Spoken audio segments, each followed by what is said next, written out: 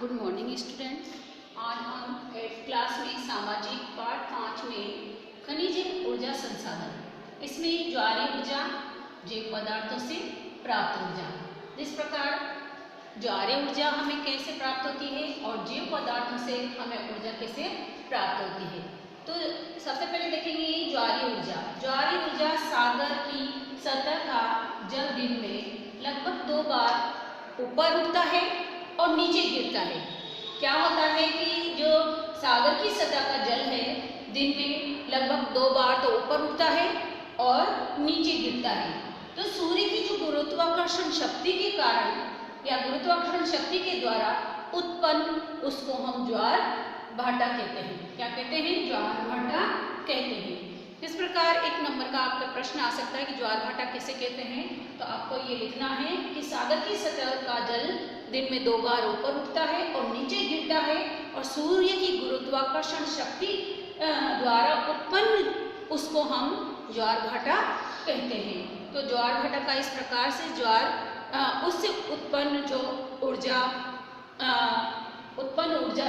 की जाती है और समुद्र की जो विशाल जल की जो हलचल के फलस्वरूप सस्ते व कभी क्षीण न होने वाली ऊर्जा स्रोत की उत्पत्ति हुई है, यानी कि कभी भी खत्म न होने वाली जो ऊर्जा है उसको हमने ज्वार ऊर्जा के रूप में प्राप्त किया है। इस प्रकार जो प्राप्त ऊर्जा को हम क्या कह सकते हैं? ज्वारीय ऊर्जा कह सकते हैं, क्योंकि ज्वारीय ऊर्जा क्या होती है कि समुद्र की जो विशाल जल की हलचल होती है और उसके परिणाम स्वरूप ये हमें ऊर्जा की स्रोत प्राप्त होते हैं, इसी को हम ज्वारीय ऊर्जा कहते हैं। ज्वार के समय जो क्या होता है, ज्वार ऊर्जा प्राप्त करने के लिए ज्वार के समय बांध के द्वारा द्वारों को खोल दिया जाता है। खोलकर ऊपर उठते जल को बांध में प्रविष्ट कर दिया जाता है। क्या होता है कि ज्वारीय ऊर्जा प्राप्त करने के लिए बांध के द्वारों को खोलकर ऊपर उठे जल को क्या कर दिया जाता है? बांध में प्रविष्ट करा दिया जाता है। जब सागरीय जल नीचे उतरना प्रारंभ होता है तो बांध के द्वार बंद कर दिए जाते हैं। तो इस प्रकार बांध में उच्च स्तर पर सागरीय जो जल है संचित हो जाता है और इस जल में स्थिर जो ऊर्जा प्राप्त होती है। यहाँ पर इस जल से स्थिर जो ऊर्जा होती है और जनित्रों से और संयोजित टरबाइन जो चलाए जाते हैं फलकों से, उन पर जल गिरता है। टरबाइन पर क्या होता है? जल गिरता है।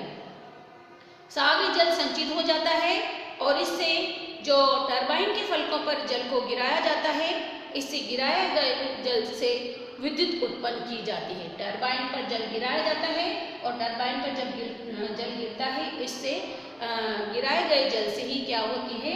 ज्वारीय ऊर्जा प्राप्त होती है। तो ये ज्वारीय जो ऊर्जा है, इस प्रकार जल को इकट्ठा करके फिर नीचे दबाव जो प्रेशर बनता है और फिर द्वारों को खोला जाता है, तो एक साथ उसकी गति के कारण यहाँ पर ज्वारीय ऊर्जा या विद्युत ऊर्जा पैदा की जाती है। तो ये फ्रांस और कनाडा में इस प्रकार की ज्वारीय ऊर्जा संयंत्र स्थापित किए गए हैं। सबसे पहले यहाँ पर फ्रांस में और कनाडा में ही ज्वारीय ऊर्जा के संयंत्र लगाए गए हैं। तो आज देखो ज्वारीय ऊर्जा, पहले हमने देखा ज्वार भाटा है। अब जैव पदार्थों से प्राप्त ऊर्जा। जैव पदार्थों से प्राप्त ऊर्जा की जैव जो पदार्थ होते हैं कि हमारे समस्त पदार्थों एवं जंतुओं के मलमूत्र को ऊर्जा संसाधनों में प्रयुक्त किया जाता है। जो भी हमारे पदार्थ होते हैं और जंतुओं के जो मलमूत्र होते हैं, उन सभी संसाधनों को प्रयुक्त किया जाता है, उससे हमारे जैव पदार्थों से ऊर्जा प्राप्त की जाती है। तो यहाँ पर जो पदार्थ होते हैं समस्त और जंतुओं के मलमूत्र को उसी से ऊर्जा संसाधन के रूप में इसे प्रयुक्त किया जाता है। इन्हें हम क्या कह सकते हैं? जैव पदार्थ कह सकते हैं। क्या कह सकते हैं? जैव पदार्थ कह सकते हैं। और इसी से घटिया जो गुणवत्ता है और इसकी लकड़ी और जैविकीय नगरीय जो अवशिष्ट होता है जो नगर का निकलने वाला अवशिष्ट पदार्थ है और पशुओं के मलमूत्र को इकट्ठा कर लिया जाता है और इसी से इकट्ठा करने के बाद उसी से जैव पदार्थों से और ये ऊर्जा संसाधन तैयार की जाती है, ये ऊर्जा बनाई जाती है। तो यहाँ पर अवशिष्ट पदार्थों से निकलने वाले जो अवशिष्ट पदार्थों को इकट्ठा करके और जंतुओं के मलमूत्र को इकट्ठा करके बनाई जाने वाली ऊर्जा को ही हम क्या कह सकते हैं, जैव पदार्थों से प्राप्त ऊर्जा कह सकते हैं। अब देखो, दिल्ली में सबसे पहले अवशिष्ट पदार्थों को इकट्ठा करके इस प्रकार की जो ऊर्जा बनाई जाती है उससे 400 मेगावाट ऊर्जा उत्पन्न की जाती है। दिल्ली में इस प्रकार का प्रयोग किया गया है और इस प्रयोग से 400 मेगावाट जल विद्युत यहाँ पर 400 मेगावाट ऊर्जा उत्पादन की जा रही है। 400 मेगावाट ऊर्जा उत्पन्न की जा रही है। तो आज हम इस प्रकार के जो पदार्थों से किसी प्रकार का कोई खर्चा नहीं है, परंतु इस प्रकार के जो पदार्थों से हम क्या कर सकते हैं, ऊर्जा प्राप्त कर सकते हैं। तो वन्य जीवों को और वन्य जीवों के जो खतरे को जो डाल रहा है, और क्योंकि इन्हीं से ऊर्जा प्राप्त करने के लिए लोग अपने क्या कर रहे हैं, लोभ लालच के कारण वन्य जीवों को भी खतरा उत्पन्न हो रहा है।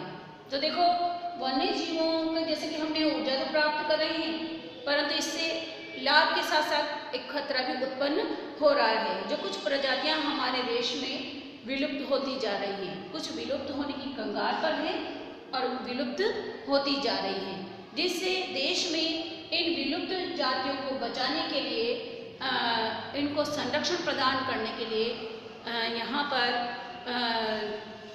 उनके आवास निवास स्थान को सुरक्षित और संरक्षण बनाए रखना अति आवश्यक है।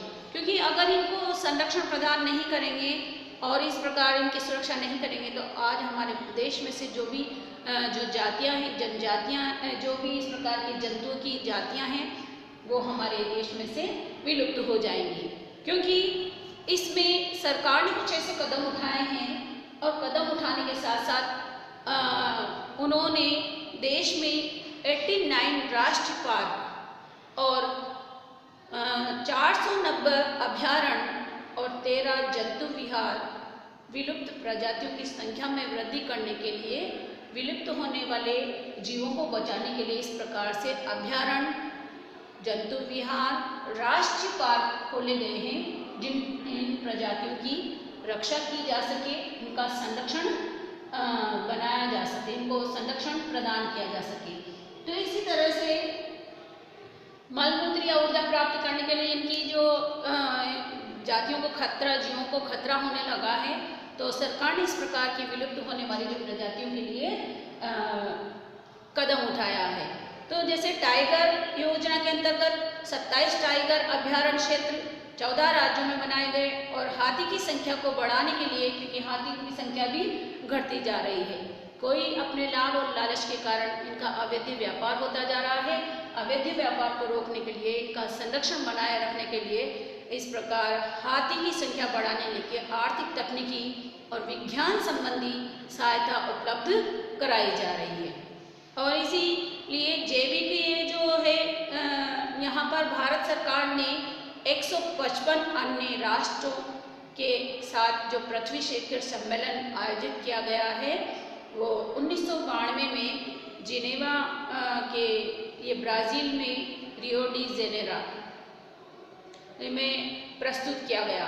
ये पृथ्वी शिखर सम्मेलन और पर्यावरण को सुरक्षित और जीवों को बचाने के लिए इस प्रकार से शिखर सम्मेलन आयोजित किया गया, जिसमें ये ब्राज़ील की रियो डी जेनेरो उसमें प्रस्तुत किया गया था और इनकी प्रजातियों को बचाने और पर्यावरण को सुरक्षित बनाए रखने के लिए उसमें ये मुद्दे रखे गए थे। तो आज हमने ज्वारीय ऊर्जा और जैव पदार्थों से प्राप्त ऊर्जा और इन जंतुओं को किस प्रकार से बचाया जा रहा है, उनके लिए क्या आवश्यक अभयारण्य, राष्ट्रीय पार्क, जंतु अभयारण्य ये बना, जंतु विहार या राष्ट्रीय पार्क बनाए गए हैं, तो उनकी प्रजातियों को बचाया जा सके, उन्हें संरक्षण प्रदान किया जा सके। धन्यवाद।